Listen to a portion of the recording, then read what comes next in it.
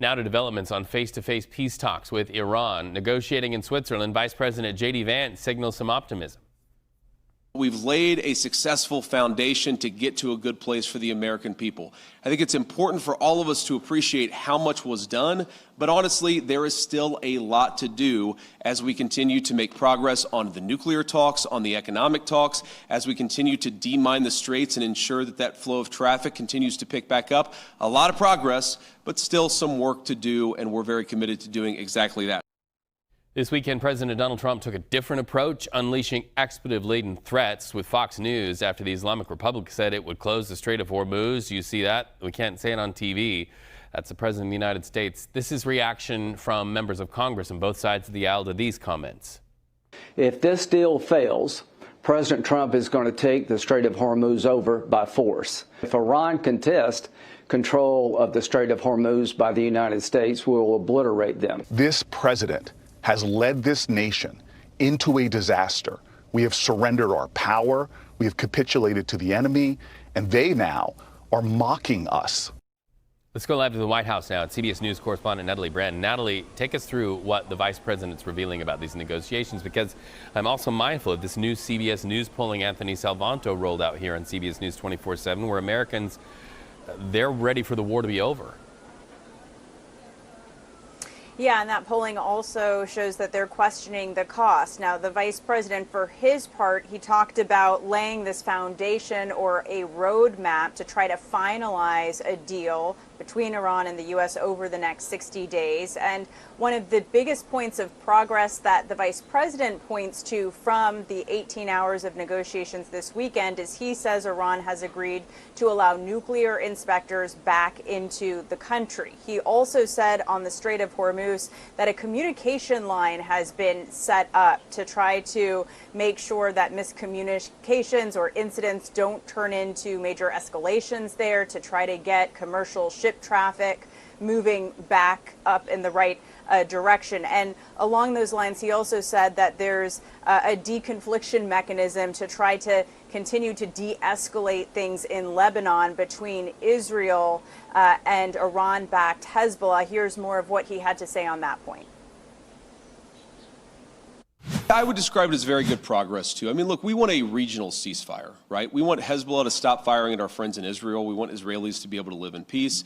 We also want to make sure that, you know, when things happen, they don't spiral into a broader escalation.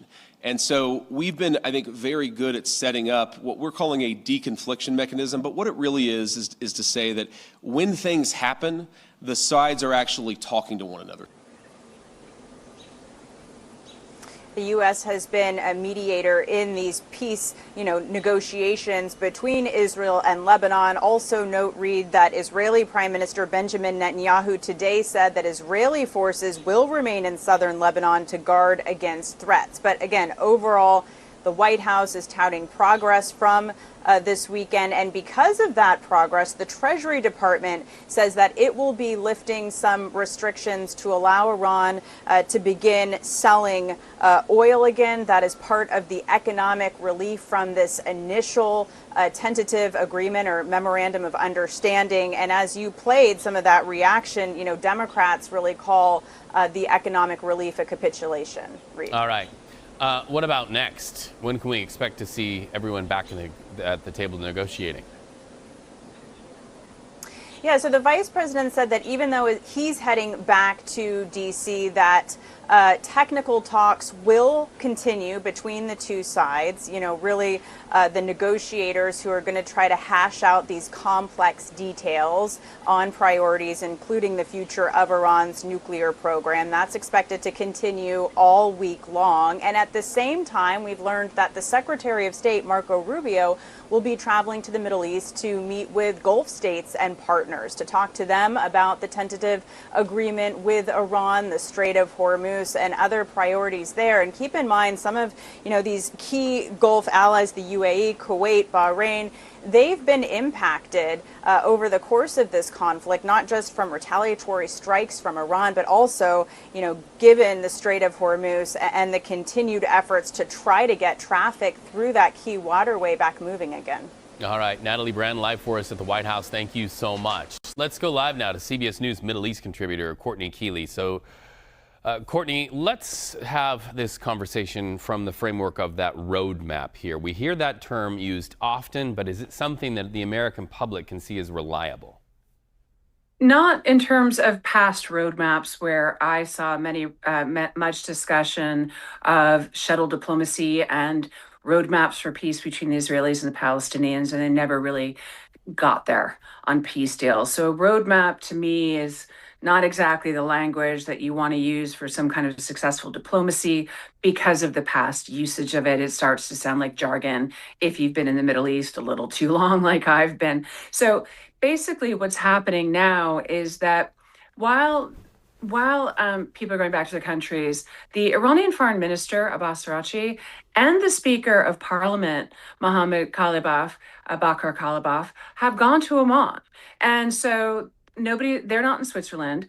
Now, the reason they went to Oman, which is bordering the Strait of Hormuz, is there's some worrisome language in the memo of understanding and this kind of a new framework agreement, which is that the maritime services can be restored. And it sounds like Iran could be in charge of the Strait of Hormuz again and possibly charge tolls with Oman. So Oman has been previous times a neutral negotiator, but since this war started and since the cessation of hostilities, it seems like Iran and Oman have gotten closer. That's one thing to watch. The other thing is the lack of any talk about ballistic missiles in this roadmap, which Iran still has about 70% of, according to U.S. intelligence, despite the war. Also, the problem with Hezbollah really shows that Iran has agency in Lebanon with Hezbollah. And on February 28th, they didn't. It was after the Supreme Leader Ayatollah Ali Khamenei was killed that Hezbollah launched rockets and missiles, and that started the war in the south. And now Israel is in there. It is part of an Israeli conflict. It is part of what the Lebanese call an occupation and the Israelis call a security zone about 6 miles in. So we're looking at things that they're starting to fix that weren't a problem before the war started. Now, we are talking about the Iranian economy. The rial has crashed. That was a problem with protests in January. And we saw the massacre of protests even when President Trump urged protesters to take to the streets. The problem with no human rights mentioned at all in any of these agreements is right now this re-strengthened Iranian regime that really has the son of Ali Khamenei, Mojtaba Khamenei, and a re-strengthening of all of its military might, according to the Iranian Revolutionary Guard. The problem is they are, and the court system is really upticking executions. And we've seen in the last three months them accelerate during this conflict. At least 45 people have been executed for protesting. There's illegal trials and there's mass incarceration going under terrible conditions. So while Iran is going to get a lot of infusion of cash, where are they going to put it? What are they going to give it to? The ballistic missile program, Hezbollah, or the people, or line their own pockets? Meanwhile, the real Iranians suffer. All right, Courtney Kealy watching all of it and the impacts, like you say, to the real Iranians down on the ground, day in and day out. We appreciate your reporting.